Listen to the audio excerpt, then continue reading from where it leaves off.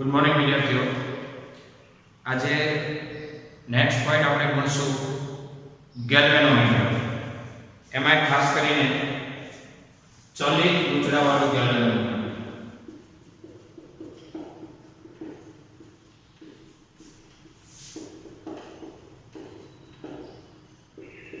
તો આ ગેલ્વેનોમીટર એટલે શું? તો કે ગેલ્વેનોમીટર એટલે સૂક્ષ્મ પ્રવાહની હાજરી નોંધતું ઉપકરણ। હવે સ્વાભાવિક રીતે ગેલ્વેનોમીટરની રચના કેવી હોય એ આપણે ડીપમાં હમણાં જ ભણીશું આકૃતિ વાઇઝ। પણ જ્યારે આ ગેલ્વેનોમીટરના ગૂંચળામાંથી સૂક્ષ્મ પ્રવાહ પસાર થાય ત્યારે એ ગૂંચળું ટોર્ક અનુભવે અને આ ટોર્ક બરાબર m ક્રોસ v। આ રિલેશન તમે ભણી ગયા છો। બરાબર m ક્રોસ v। તેથી બરાબર આ m ક્રોસ v આ ક્યારે ટોર્ક લાગે? તો કે જ્યારે પ્રવાહધારી ગૂંચળાને ચુંબકીય ક્ષેત્રમાં મૂકવામાં આવે ત્યારે આ ગૂંચળા ઉપર લાગતું ટોર્ક ચુંબકીય ક્ષેત્ર v વેક્ટર પ્રવાહધારી ગૂંચળાને મૂકવામાં આવે ત્યારે લાગતા ટોર્કનું સૂત્ર છે બરાબર m ક્રોસ v। આપણે લાસ્ટ લેક્ચરમાં ભણી ગયા છે। તો બરાબર m ક્રોસ v માં m બરાબર i n આટાવાળું હોય ગૂંચળું તો m બરાબર n i a વેક્ટર હોય તો વેક્ટર અને ક્રોસ v। એટલે આ રચનામાં વેક્ટરનું માન કાઢો એટલે એને કહેવાય NiAb sin θ અને sin નું મોટા મોટું મૂલ્ય 1 એટલે NiAb આ ટોનું માન। આ ટોર્ક લાગે ને ત્યારે ગૂંચળા ની નીચે રહેલી સ્પ્રિંગ એમાં વળ ચડે એટલે એ પુનઃસ્થાપક ટોર્ક લગાડે। આ ટોર્ક અને બીજી વાત કરીએ તો પુનઃસ્થાપક ટોર્ક। તો પુનઃસ્થાપક ટોર્ક એ વળના સમપ્રમાણમાં હોય। પુનઃસ્થાપક ટોર્ક એ ચડેલા વળના સમપ્રમાણમાં હોય। થીટા અથવા ફાઈ એ શું છે? તો કે જ્યાં ફાઈ છે ને એનું નામ છે કોણાવર્તન। કોણાવર્તન એટલે બનેલો ખૂણો અથવા તો ચડેલો વળ। આપણે કેવેન્ડિશના પ્રયોગમાં ભણી ગયા હતા ગુરુત્વાકર્ષણનો સાર્વત્રિક અચળાંક કેપિટલ G નું મૂલ્ય નક્કી કરતો કેવેન્ડિશનો પ્રયોગ હતો। એમાં પણ ભણી ગયા હતા જ્યાં વળ હતો। વળ એટલે ખૂણો બદલે, વળ ચડે એટલે કે થીટા બદલે। તો અહીંયા ટો ડેશ બરાબર થશે k phi। ટો ડેશ બરાબર k phi જ્યાં k ને કહેવાય કે ઈ સ્પ્રિંગનો વળ અચળાંક થઈ જશે। આ કોણાવર્તન એટલે કે ખૂણો, એ ખૂણો બદલીને એટલે વળ ચડે, વળ ચડવાથી આ k ઈ વળ અચળાંક ગણાશે। બળ અચળાંક નહીં, બળ અચળાંક શું છે ને વળ અચળાંક શું છે એ પણ આપણે પહેલા વાત કરીએ પછી ગેલ્વેનોમીટર ભણીએ। ગેલ્વેનોમીટરની હું તમને આકૃતિ સમજાવીશ કે ભાઈ ગેલ્વેનોમીટર એટલે ખરેખર શું છે। તો કે 3D માં જોવા જાવ ને 3D માં તો ગેલ્વેનોમીટરમાં બે ચુંબકો હોય છે। આ બે ચુંબકો નળાકારીય ચુંબકો। અત્યારે હું આકૃતિ આઉટ ઓફ ટેક્સ્ટ દોરીને બતાવું છું, પછી તમારી પાઠ્યપુસ્તકની આકૃતિમાં તમે ટોપ વ્યૂ જોઈ શકશો। આવા બે નળાકારીય ચુંબકીય ધ્રુવો, આ એક અને આ બીજું।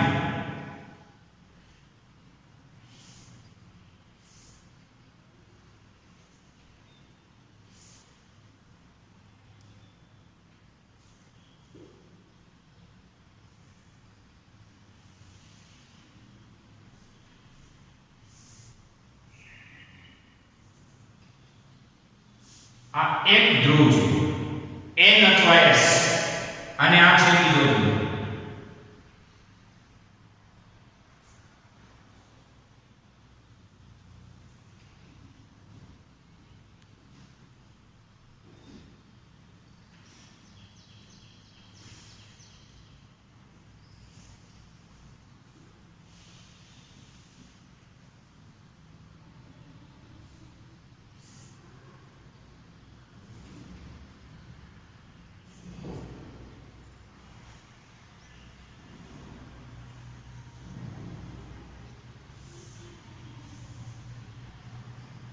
હવે આ બે નળાકારીય ચુંબકીય ધ્રુવો છે. નળાકારીય ચુંબકીય ધ્રુવો. દાખલા તરીકે n હોય તો s હોય. ચુંબકના પ્રકારે આવે છે. તમારે પ્રાઇમરી લેવલમાં તમે ભણી ગયા હો ચુંબકના પ્રકારમાં. ચુંબકમાં 4 પ્રકારો આવે છે. એક ગજિયો ચુંબક. ગજિયો ચુંબક પટ્ટી જેવો હોય, લંબ ઘનાકાર પટ્ટી જેવો હોય. બીજો સોયાકાર ચુંબક. સોયાકાર ચુંબકની સોયને બંને છેડે અણીઓ હોય, સોય જેવો હોય, જે હોકાયંત્રમાં વપરાય.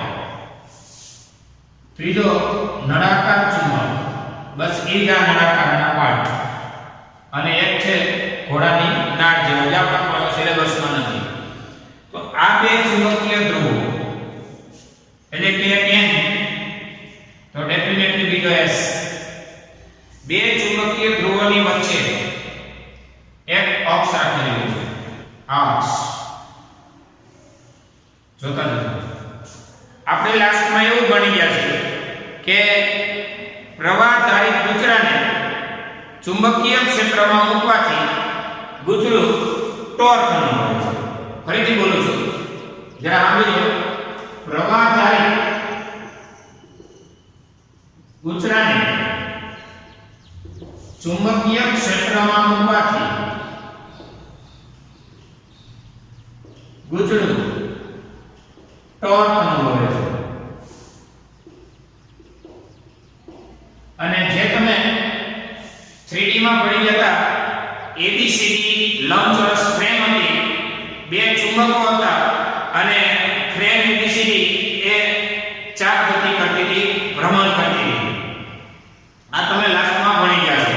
એના દ્વારા તો સૂત્ર સાબિત કર્યું ટો બરાબર m ક્રોસ b વાળું. એટલે આ ચુંબકીય ક્ષેત્રને એટલે કે ચુંબકીય ક્ષેત્રમાં રાખેલા પ્રવાહધારી ગુચરા પર ટોર્ક લાગે છે. અને ચુંબકીય ક્ષેત્રમાં રાખેલો પ્રવાહધારી તાર હોય ને તો બળ લાગે છે. અને એ બળનું સૂત્ર કહે F બરાબર IL cross B vector. F બરાબર F વેક્ટર બરાબર IL ક્રોસ B. એ શું છે? ચુંબકીય ક્ષેત્રમાં રાખેલા પ્રવાહધારી તાર ઉપર લાગતું બળ છે. અને ચુંબકીય ક્ષેત્રમાં રાખેલા પ્રવાહધારી લૂપ અથવા તો પ્રવાહધારી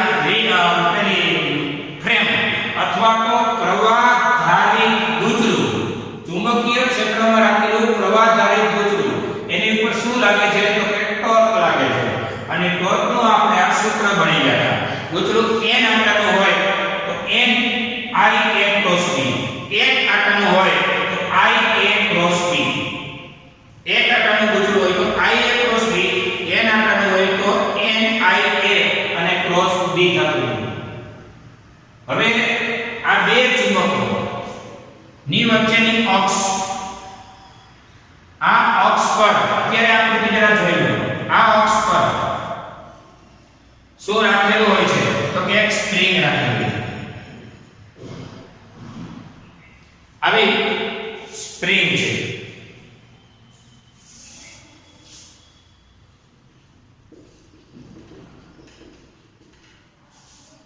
આ સ્પ્રિંગ ઉપર એક લંબચોરસ ગાળા પર વાહક તારને વીંટાળેલું છે. અને આ વાહક તાર એ કેવો છે? તો એ પ્રવાહધારી છે. આ પ્રવાહધારી ગુચરું છે. પ્રવાહધારી ગુચરું.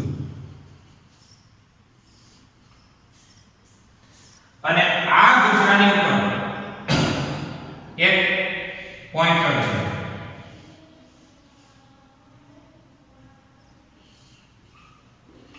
આને કહેવાય દર્શક. હવે સ્વાભાવિક રીતે જ્યારે પ્રવાહની હાજરી નોંધવી હોય ગેલ્વેનોમીટર દ્વારા, અને એ કાન ખોલીને સાંભળી લીધો, સૂક્ષ્મ પ્રવાહ નોંધશે. તમને મનમાં થતું હોય કે મોટા મૂલ્યનો પ્રવાહ નોંધવો હોય તો શું કરવાનું? તો કહેવાનું મોટા મૂલ્યનો પ્રવાહ નોંધવો હોય તો ગેલ્વેનોમીટરના રચના સાથે એક શન્ટ જોડવામાં આવશે, એટલે કે બાયપાસ કરવામાં આવશે, જેથી ગેલ્વેનોમીટરનું ગૂંચળું એ બળી ન જાય. કારણ કે ગેલ્વેનોમીટરનું ગૂંચળું બહુ સેન્સિટિવ હોય છે અને આ ગેલ્વેનોમીટરના ગૂંચળામાં અત્યારે આખી રચના છે ને એ એક બંધ બોક્સ જેવી હોય છે, નળાકાર ડબ્બા જેવી. આ નળાકાર ડબ્બાની વચ્ચે આવા બે નળાકારીય ચુંબકોના એટલે કે આના સેન્ટરમાં એક અક્ષ પર એક સ્પ્રિંગની ઉપર અલગ કરેલા વાહકનું ગૂંચળું અને એક દર્શક હોય છે. આ દર્શક એ શું કરતો હોય છે તો કે એ પ્રવાહનું મૂલ્ય દર્શાવતો હોય છે, કેટલા એમ્પીયરનો પ્રવાહ છે એ. સ્વાભાવિક રીતે પ્રવાહની ગેરહાજરીમાં એટલે કે જ્યારે પ્રવાહ વાહકતામાંથી પસાર ન થાય આ વખતે ગેલ્વેનોમીટરમાં ગૂંચળામાંથી કોઈ પ્રવાહ પસાર ન થાય અને પ્રવાહની ગેરહાજરી હોય અને I0 એટલે ટોર્ક લાગે નહીં એટલે આ કાંટો એ મધ્યમાન સ્થાને રહે છે. મધ્યમાનને 0 લેવલ કહેવાય. મધ્યમાન સ્થાનથી પછી એ એક તરફ ખસી જાય છે. હાલમાં પ્રવાહની ગેરહાજરી હોય આ વખતે એનો દર્શક 0 લેવલ પર રહે છે.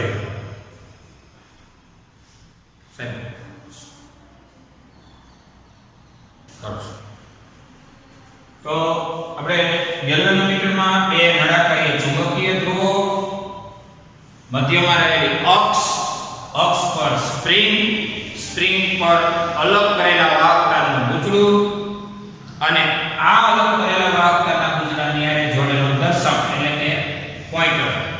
સામાન્ય રીતે પ્રવાહની ગેરહાજરીમાં ટોર્ક લાગતું નથી અને ટોર્ક લાગતું નથી આ લેવલે કોઈ કોણાવર્તન થતું નથી. હવે જ્યારે પ્રવાહની હાજરી હોય ત્યારે ટોર્ક અનુભવે ટોર્ક જ કહેવાય. પ્રવાહધારી ગૂંચળાને આપણે એક જ મુદ્દો લખીએ કે પ્રવાહધારી ગૂંચળાને ચુંબકીય ક્ષેત્રમાં મૂકવાથી લાગતું torque m cross v m એટલે I n આટાવાળો હોય તો NIL ક્રોસ v અને મૂલ્ય થાય NIL. આ ટોર્ક લાગ્યા પછી દર્શક એ મધ્યમાન એટલે કે 0 લેવલથી યોગ્ય લેવલે ખસી જાય ને જેવો પ્રવાહ બંધ થાય ત્યારે પુનઃસ્થાપક ટોર્ક લગાડવાનું કામ કરશે આપણી સ્પ્રિંગ. એટલે સ્પ્રિંગને કારણે પુનઃસ્થાપક ટોર્ક લાગે. આ પુનઃસ્થાપક ટોર્ક એ ચડેલા વળના સમપ્રમાણમાં, વળ એટલે ખૂણો એટલે કે કેટલું ખૂણો બદલે છે એના સમપ્રમાણમાં વિરોધક ટોર્ક અથવા તો પુનઃસ્થાપક ટોર્ક લાગે. એટલે ટોડેસ ચલે છે ફાઈ અને અચળાંક ઓકે કેને કહેવાય બળ અચળાંક. આને આપણે જે સમીકરણ નંબર 2 સમીકરણ 1 ઈ ટો છે, ઈ બાહ્ય પ્રવાહની હાજરીથી ટો છે અને સમીકરણ 2 એ પુનઃસ્થાપક ટોર્ક છે અને આ પુનઃસ્થાપક ટોર્ક એ સ્પ્રિંગ દ્વારા પાછો લેવાયેલો દર્શકને કારણે એટલે કે સ્પ્રિંગ દ્વારા પૂરો પડાતો પુનઃસ્થાપકતાનો ટોર્ક છે. તો 1 અને 2 ને આપણે સરખાવી શકીએ. 1 અને 2 ને સરખાવો. 1 અને 2 સરખાવતા 1 એટલે NIAB અને 2 એટલે KFI. NIAB બરાબર KFI. તેથી phi બરાબર NIAB બાય K, જ્યાં phi એટલે કોણાવર્તન. તો આ ગેલ્વેનોમીટર શું છે તો કે ગેલ્વેનોમીટર એટલે સૂક્ષ્મ પ્રવાહની હાજરી ગણતું ઉપકરણ. જો પ્રવાહ સૂક્ષ્મ હોય તો જ ગેલ્વેનોમીટર. જો પ્રવાહનું મૂલ્ય વધી જાય એનું નામ થશે એમીટર અથવા તો એને કહેવાય એમ્પિયર મીટર. તો ખાસ કરીને બે નળાકારીય ચુંબકીય ધ્રુવો એની વચ્ચે રહેલી એક અક્ષ 3D માં જોઈ લો. ઘડિયાળ જેવી રચના થઈ. ઘડિયાળમાં જેમ વચ્ચેની અક્ષ પર કલાક કાંટો, મિનિટ કાંટો અને સેકન્ડ કાંટો ગોઠવાયેલો હોય એમ આ અક્ષ પર પહેલા આવશે સ્પ્રિંગ. એ સ્પ્રિંગ પર એક આવશે અલગ કરેલા વાહકતાનું ગૂંચળું અને એની હારે જોડેલો દર્શક એટલે કે પોઇન્ટર જે સામાન્ય રીતે પ્રવાહની ગેરહાજરીમાં એ દર્શકનું લેવલ 0 લેવલે હશે ત્યારે કોઈ ટોર્ક લાગતું નથી અને જ્યારે પ્રવાહની હાજરી થાય ત્યારે એ દર્શક 0 લેવલથી કોઈ યોગ્ય લેવલ પર ખસી જાય છે અને આના દ્વારા ગેલ્વેનોમીટરને કહેવાય ચલિત ગૂંચળાવાળું ગેલ્વેનોમીટર. આ ગૂંચળું એ પોતાના મધ્યમાન સ્થાને રહેલા દર્શકને ચલિત કરાવી શકે છે એટલે આ ચલિત ગૂંચળાવાળું ગેલ્વેનોમીટર છે.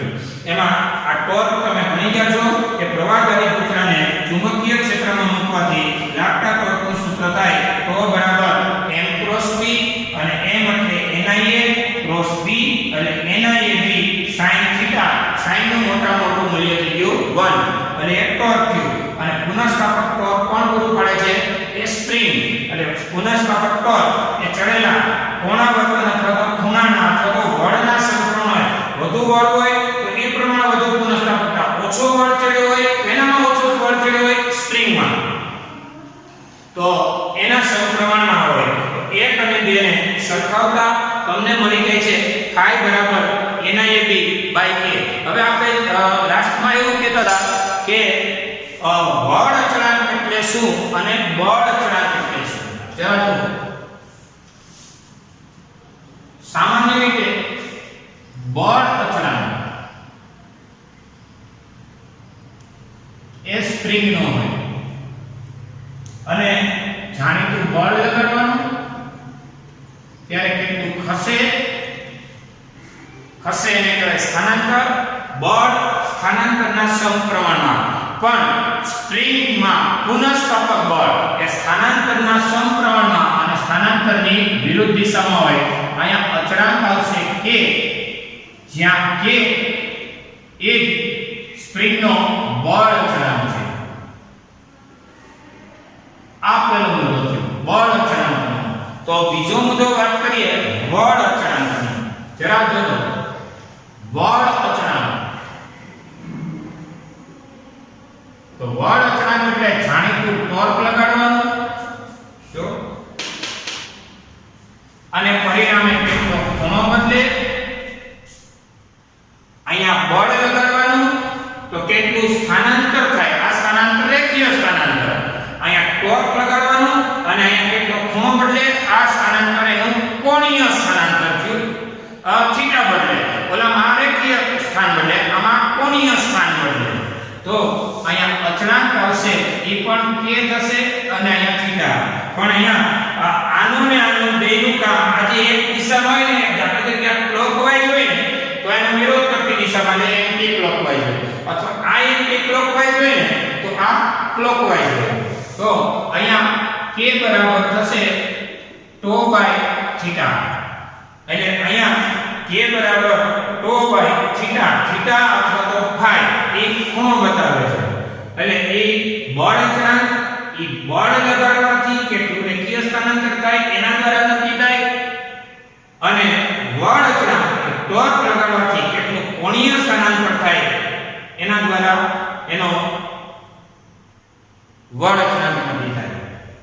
આ હતી ગેલ્વેનોમીટરની પ્રાથમિક માહિતી. જરા જોઈ લો.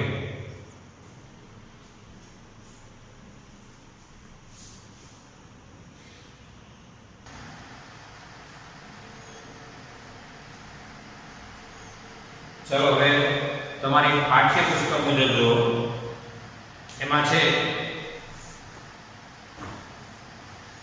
સ્પાઇરલ મતલબ સ્પ્રિંગ. એ ટોપ વ્યૂ ઉપર ગેલ્વેનોમીટર છે. ગેલ્વેનોમીટરની રચના જો યાદ રાખજો. ગેલ્વેનોમીટર સમજાય નહીં ને તો વોલ્ટમીટર એ નહીં સમજાય અને એમ્પિયર મીટર એટલે કે પ્રવાહ માપક યંત્ર પણ નહીં સમજાય. એટલે ગેલ્વેનોમીટરને વ્યવસ્થિત રીતે સમજી લેવું જોઈએ. આ છે કાયમી ચુંબકો.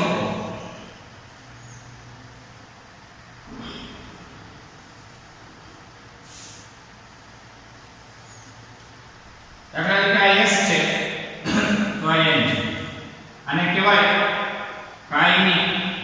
ચુંબકો. તમને મને થતું હશે કે કાયમી ચુંબકો એટલે શું? તો કે ચુંબકના બે પ્રકારો આવશે.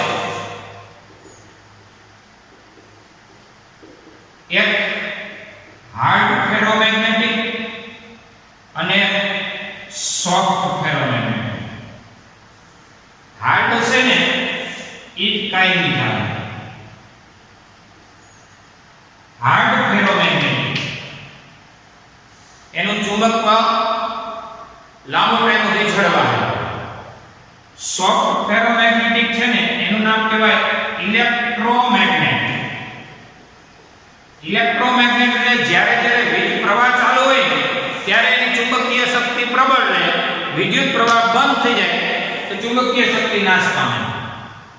આ સોફ્ટ એટલે કે ઇલેક્ટ્રોમેગ્નેટનો ઉપયોગ ક્રેન દ્વારા ભારે પદાર્થને ઉંચકવામાં, ધાતુ જેવા કોઈ એવા પદાર્થો કે જે ખૂબ ભારે હોય અને એને કહેવાય ઇલેક્ટ્રિક એટલે કે વિદ્યુત પ્રવાહની હાજરીમાં ચુંબકત્વ ધારણ કરે અને એ સોફ્ટ ફેરોમેગ્નેટિક થશે. એનો આગળ ઉપયોગ આવશે. અને એક સોફ્ટનો ઉપયોગ થશે ઇલેક્ટ્રિક બેલમાં.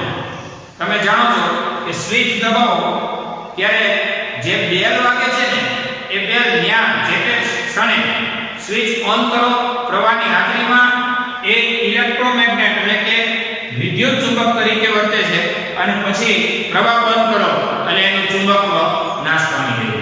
એટલે એ કાયમી નથી, આ કાયમી છે, આ ટેમ્પરરી છે. ચુંબકના પ્રકારો બે આગળ ઉપર આવશે. હવે આ કાયમી ચુંબકો ટેમ્પરરી નહીં કે ઘણીવાર પ્રવાહ હાજર કર્યો તો આ લોખંડ કે નિકલ કે કોબાલ્ટ, લોખંડ, નિકલ કે કોબાલ્ટ જેવી મિશ્ર ધાતુઓમાંથી ચુંબક બનાવવામાં આવે છે. આ ચુંબકના બે પ્રકારો હોય, એક હાર્ડ અને બીજો સોફ્ટ. હાર્ડ એટલે કહેવાય જેનું ચુંબકત્વ કાયમી રહેતું હોય, જે આ કાયમી ચુંબક. અને સોફ્ટ એને કહેવાય જેમાં વીજ પ્રવાહની હાજરીમાં ચુંબક તરીકે વર્તતો હોય, વીજ પ્રવાહ બંધ કરી દો તો એનું ચુંબકત્વ નાશ પામતું હોય. એ એનો સોફ્ટ ફેરોમેગ્નેટિક અથવા તો એનું નામ કહેવાય કે ઇલેક્ટ્રોમેગ્નેટ. પ્રવાહની હાજરી વખતે મેગ્નેટિઝમ જાળવી રાખે.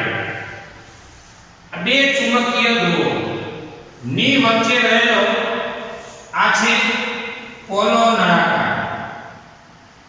પોલો નળાકાર કે જેના દ્વારા ત્રિજ્યાવર્તી ચુંબકત્વ ધારણ થશે. આ એની અક્ષ.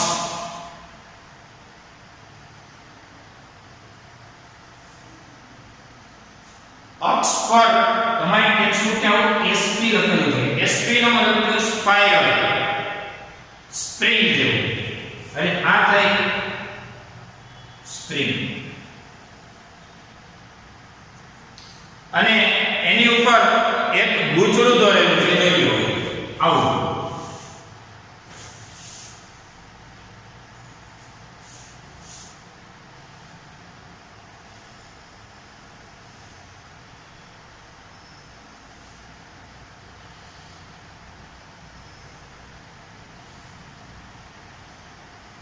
અહીંયા લખેલું છે ગૂંચળું, એ નાટાવાળું ગૂંચળું. અને એથી વિશેષ અહીં એક દર્શક છે. આ દર્શક એ ખરેખર માહિતી આવે.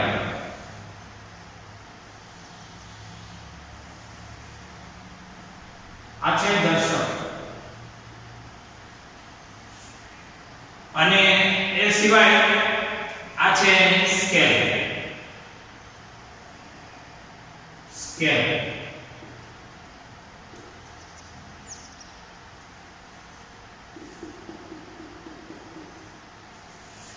આ સ્કેલ છે, આ દર્શક એટલે પોઇન્ટર છે, આ નળાકારીય પોલો નળાકાર છે જેના કારણે ત્રિજ્યાવર્તી ચુંબકીય ક્ષેત્ર ઉત્પન્ન થઈ રહ્યું. ત્રિજ્યાવર્તી ચુંબકીય ક્ષેત્ર ઉત્પન્ન કરવા માટે ધાતુનો પોલો નળાકાર રાખેલો છે. આ તમારી આકૃતિ એક પાઠ્ય પુસ્તકની થઈ. પછી તમે આવું ભણ્યા હતા કે ટો બરાબર NiAb અને બીજું ટો બરાબર K5. આ ટોર્ક પ્રવાહને કારણે લાગતું હતું અને આ ટોર્ક એ સ્પ્રિંગને કારણે પુનઃસ્થાપકતા માટેનો ટોર્ક હતો. તો 1 અને 2 તમે હરખાવતા હતા.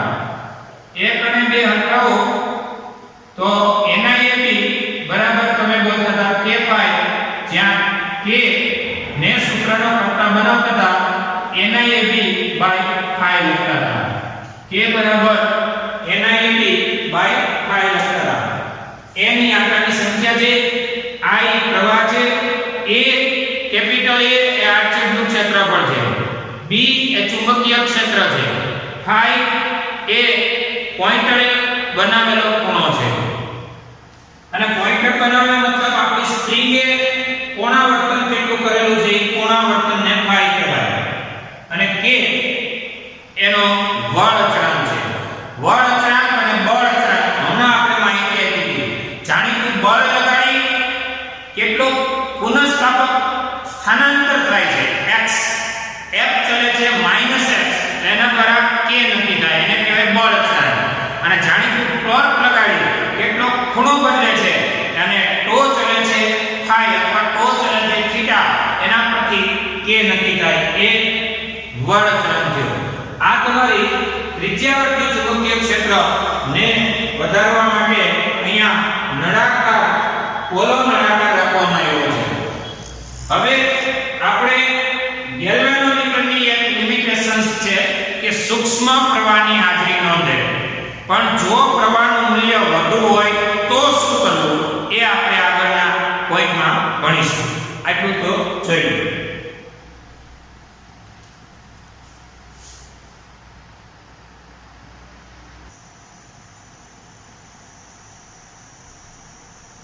ચલો આપણે ભણી ગયા ગેલ્વેનોમીટર. તો ગેલ્વેનોમીટર એક નળાકારીય ડબી જેવી રચના છે. સામાન્ય રીતે આપણે એને પરિપથ સંજ્ઞામાં ગેલ્વેનોમીટર માટે અહીંયા G બતાવશું. આ એક પરિપથ સંજ્ઞા છે. અવરોધ હોય, અવરોધ ગેલ્વેનોમીટરનો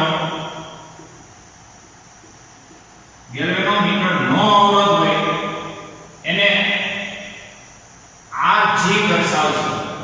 resistance G, resistance R capital રાખશું, G કેપિટલ પણ સફિક્સમાં રાખશું. આ ગેલ્વેનોમીટર છે અને આ ગેલ્વેનોમીટરનો અવરોધ છે. તમને એમ કે ગેલ્વેનોમીટરમાં અવરોધ શેનો? તો કે ગેલ્વેનોમીટરમાં જે કાંઈ ગૂંચળું હોય એ ગૂંચળાના આટાની સંખ્યા, ગૂંચળાની પોતાની લંબાઈ, કારણ કે અવરોધ છે ને એનો આધાર લંબાઈઓ સમપ્રમાણમાં અને અવરોધ ચલે છે આડછેદના ક્ષેત્રફળના વ્યસ્ત પ્રમાણમાં. ગૂંચળું કઈ ધાતુનું છે એ ધાતુ ગૂંચળાનો આડછેદ કેટલો છે એ પ્રમાણે અવરોધ લાગે. ગૂંચળાની લંબાઈ કેટલી છે, ગૂંચળાનો તાર કેટલો લાંબો છે, એટલે એ પ્રમાણેનો અવરોધ લાગવાનો છે. બરોબર છે. એટલે આ ગેલ્વેનોમીટર ની પરિપથ સંજ્ઞા છે અને આ ગેલ્વેનોમીટરના અવરોધની છે. હવે વાત કરીએ નેક્સ્ટ પોઈન્ટની. એનું નામ છે એમીટર, એટલે કે પ્રવાહ માપક યંત્ર. પ્રવાહ માપક યંત્ર. ગેલ્વેનોમીટરનું બીજું નામ સૂક્ષ્મ પ્રવાહ માપક યંત્ર અને એમીટર એટલે પ્રવાહ માપક યંત્ર, એટલે કે પ્રવાહની હાજરી નોંધતું ઉપકરણ. તો સામાન્ય રીતે આ આપણે આકૃતિ જોઈએ, આ થયો ગેલ્વેનોમીટર. અને ગેલ્વેનોમીટરનો આ છે પોતાનો અવરોધ, જેને કહીશું RG. અત્યાર સુધીની આ રચનાને હજી કહી દઉં છું ગેલ્વેનોમીટર કહેવાય. પણ હવે સુધારો. અત્યાર સુધી શું હતું? તો કે અત્યાર સુધી આનું નામ ગેલ્વેનોમીટર હતું. હવે ડગલું આગળ. આ તમારી રચનામાં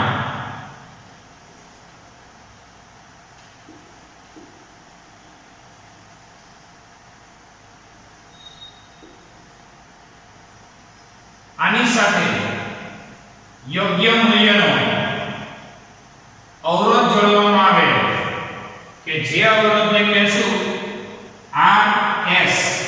S એટલે કહેવાય શન્ટ, જ્યાં RG એટલે ગેલ્વેનોમીટરનો અવરોધ છે અને RS ઈ શન્ટનો અવરોધ છે. તમને આ શન્ટ શું છે? તો કે ગેલ્વેનોમીટર સાથે જોડેલું, સમાંતરમાં જોડેલો કેવો મૂલ્યનો અવરોધ? તો કહેવાય જેમાંથી પ્રવાહ મેક્સિમમ જાય. તો એનો મતલબ લઘુ અવરોધ. શન્ટ એટલે લઘુ અવરોધ છે. અવરોધ જેમ નાનો તેમ શન્ટમાંથી પ્રવાહ વધુ જાય અને પ્રવાહ જેમ શન્ટમાંથી વધુ જાય ટૂંકમાં બાયપાસ થઈ જાય. એમ ગેલ્વેનોમીટરનું જે ઓલું સેન્સિટિવ એવું ગૂંચળું છે ને એ બળે નહીં. ગેલ્વેનોમીટરને બાળી ન શકે એ માટે શન્ટ જોડ્યો છે. અન્ય પરિસ્થિતિમાં જો ગેલ્વેનોમીટર એકલું હોય અને પ્રવાહનું મૂલ્ય મેક્સિમમ હોય તો બધો પ્રવાહ ગેલ્વેનોમીટરમાંથી જાય અને ગેલ્વેનોમીટરનું ગૂંચળું જેની આર ચલે છે એલ ને આર ચલે છે 1/n હમણાં પડ્યા ઈ મુજબ I2RT મુજબ ગરમ થઈ જાય અને ગરમ થઈ જાય પછી બાળી નાખે. એટલે ગેલ્વેનોમીટરનું ગૂંચળું એ બળે નહીં એટલા માટે ગેલ્વેનોમીટરની હારે જોડેલો સમાંતરનો લઘુ અવરોધ એટલે શન્ટ, એટલે મોટાભાગનો પ્રવાહ શન્ટમાંથી પસાર થઈ જાય. અને શન્ટમાંથી પસાર થઈ જાય તો હવે એમ કહેવાય કે આ વ્યવસ્થા, તમને એમ થાય કે આ વ્યવસ્થા એટલે શું? તો કે અહીંયા ડોટ ડોટ આ ડોટ ડોટ કર્યો. આ રચનાનું નામ છે એમીટર. અત્યારે આ સર્કલ કર્યું એ વ્યવસ્થાનું નામ ગેલ્વેનોમીટર હતું. શન્ટ જોડ્યા બાદની આ વ્યવસ્થા એટલે કે એમીટર નો અવરોધ. આ વ્યવસ્થા કૌંસમાં લખું છું એમીટર નો અવરોધ, જેને હું સંજ્ઞા આપી દઉં R'. તો આ તો સમાંતર જોડાણ છે, કારણ કે પ્રવાહ અહીંથી આવે, કુલ પ્રવાહ ક્યાંથી આવે? તો કે અહીંથી જ આવે ને ભાઈ. ઈ કુલ પ્રવાહમાંથી મેક્સિમમ અહીં ગયો પણ મિનિમમ તો અહીં જાય ને. એટલે આ બે સમાંતરમાંથી આવે. સમાંતરમાં અવરોધનું સૂત્ર RGRS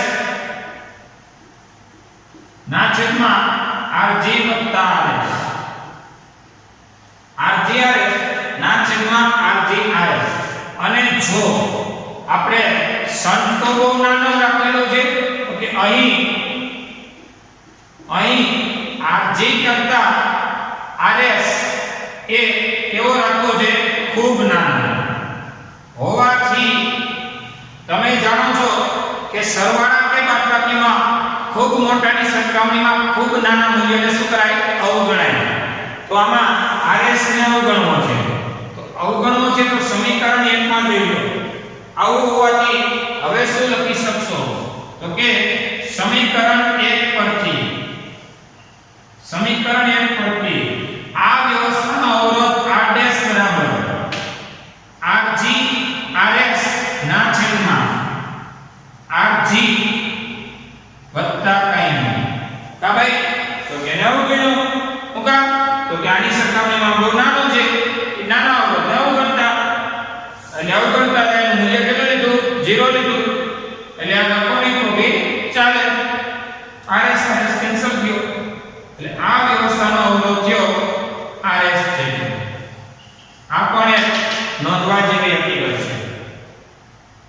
તો આ વાત હતી માત્ર ગેલ્વેનોમીટરની પરિપથ સંજ્ઞાની. આ વાત હતી ગેલ્વેનોમીટરનો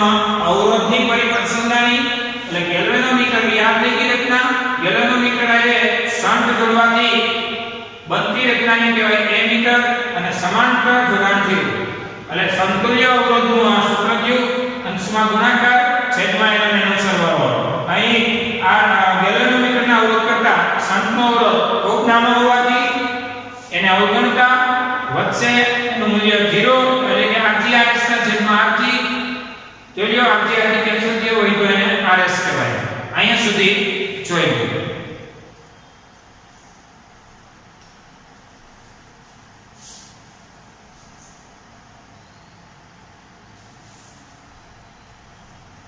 चलो તમે ભણ્યા હતા કે ભાઈ ચુંબકીય ક્ષેત્રમાં પ્રવાહધારી ગૂંચળાને નાખવાથી ટોર્ક લાગશે આ ટોર્કનું સૂત્ર તમે ભણ્યા હતા ટો બરાબર NIAB બીજું ટો બરાબર K એ પુનઃસ્થાપક ટોર્ક હતું આ બાહ્ય ટોર્ક અને આ પુનઃસ્થાપક ટોર્ક આ બાહ્ય ટોર્ક એટલે પ્રવાહને કારણે ગૂંચળા પર લાગતું ટોર્ક આ પુનઃસ્થાપક 1 અને 2 તમે સરખાવ્યા હતા તો NIAB બરાબર થયો તો K તો અહીંયા એકમ પ્રવાહ દીઠ પ્રવાહ છેદમાં લીધો કોના છેદમાં તો કે phi ના છેદમાં તો phi ના છેદમાં I કે નીચે આવી ગયો એટલે NAB by K અને phi by I આનું નામ શું તો કે આનું નામ કહેવાય એની પ્રવાહ સંવેદિતા અહીં phi by I એટલે જ એકમ રાશિ ઓલવેઝ ક્યાં આવે છેદમાં આવે એટલે એકમ પ્રવાહ દીઠ કોણાવર્તન અથવા એનું બીજું નામ છે પ્રવાહ સંવેદિતા એકમ પ્રવાહ દીઠ કોણાવર્તન અથવા એને કહેવાય પ્રવાહ સંવેદિતા તો એકમ પ્રવાહ દીઠ કેટલું કોણાવર્તન થાય છે એ એની પ્રવાહ સંવેદિતા નક્કી કરે છે અને પ્રવાહ સંવેદિતા નો સમગ્ર આધાર એ n એટલે કે આટાની સંખ્યા પર હોય છે આટાની સંખ્યા વધારી દો તો એકમ પ્રવાહ દીઠ કોણાવર્તનના મૂલ્યમાં વધારો થાય તો કોણાવર્તન વધે આ છેદનું ક્ષેત્રફળ વધારી દો ચુંબકીય ક્ષેત્ર વધારી દો તો વધે અને આ વધારી દો તો આ ઘટે k નું મૂલ્ય વધારતા ઘટી જાય એટલે આ હતી ગેલ્વેનોમીટરમાંથી a મીટર બનાવવા માટેની વ્યવસ્થા જોઈ લો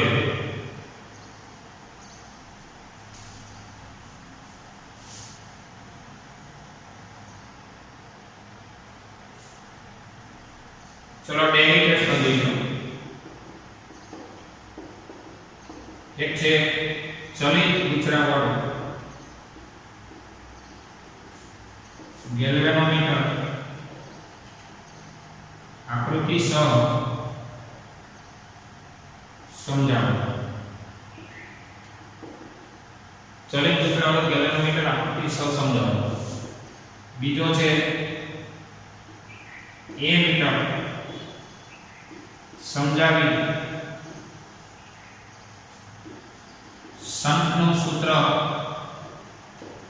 તારો આ બે પ્રશ્નો તમારી ડેલી ટેસ્ટમાં જોઈ લો અહીંયા આપણો લેક્ચર પૂરો થાય છે.